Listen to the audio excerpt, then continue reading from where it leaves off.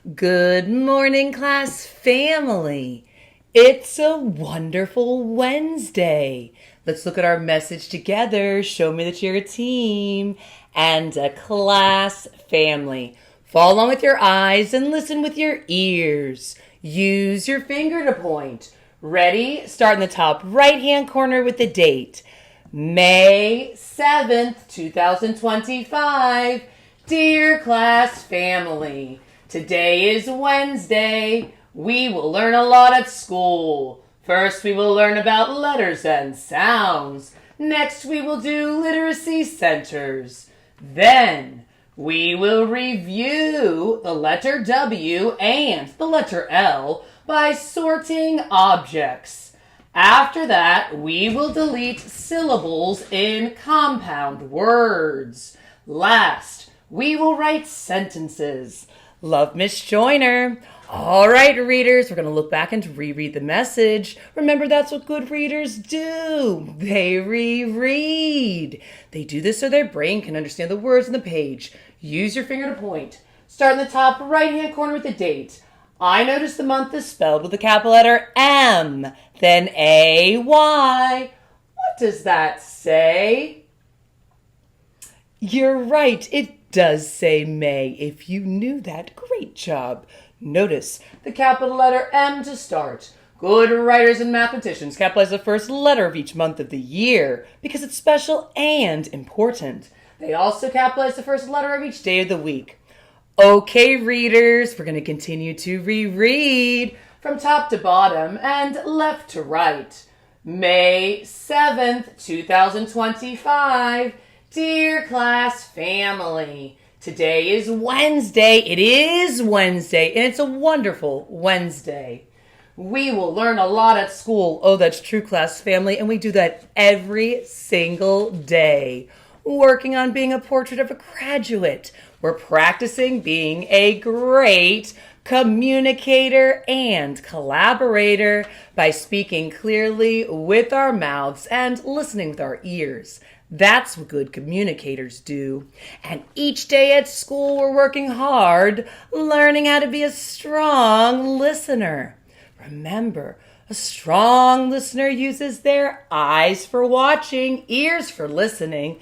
Mouth is silent when someone else is speaking, and body is still and in one place. Are you being a strong listener in kindergarten? All right, readers, at this time, we're going to read the transitional words and phrases that good readers and writers use when putting the events of a story in order, from beginning to end. Are you ready? Okay, read the words together. First, next, then, after that, last. First, we will learn about letters and sounds. Okay, just like we do every single day of school, we'll use so many resources, including our alphabet chart from Benchmark Advance. We'll use it to review letters, sounds, pictures to match that letter, and American Sign Language, starting with A, apple, all the way down to Z, zipper. Now, we're going to also do some things in class where we pump our brains with knowledge and move our bodies as we are learning with music on YouTube channels like Jack Hartman's Mr. B's The Singing Walrus and The Learning Station. And of course, Benchmark Advance for our whole language arts block. And next, we will do literacy centers. You have Lexia Core 5 reading program on your iPad. You'll meet with teachers in groups. You'll use the 5 pre-writing strokes all day long. And you'll use this when writing letters, writing the room as you're doing that, or rewriting the message, writing sentences, writing your name and date. Good writers use the 5 pre-writing strokes. And those are, remember, up and around, touch, pull down, touch, push over, slant right, slant left. We also have the book, Jim and Jan Have Fun, focusing on the letter J, like J. We're reading this decodable text, and we'll be able to apply phonics and vocabulary and context when we're reading this.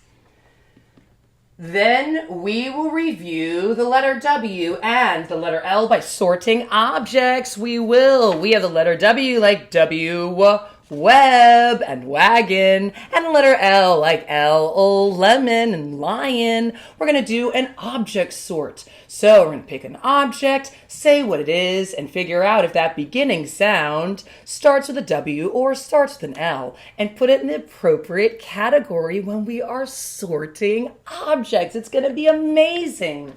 What a great review.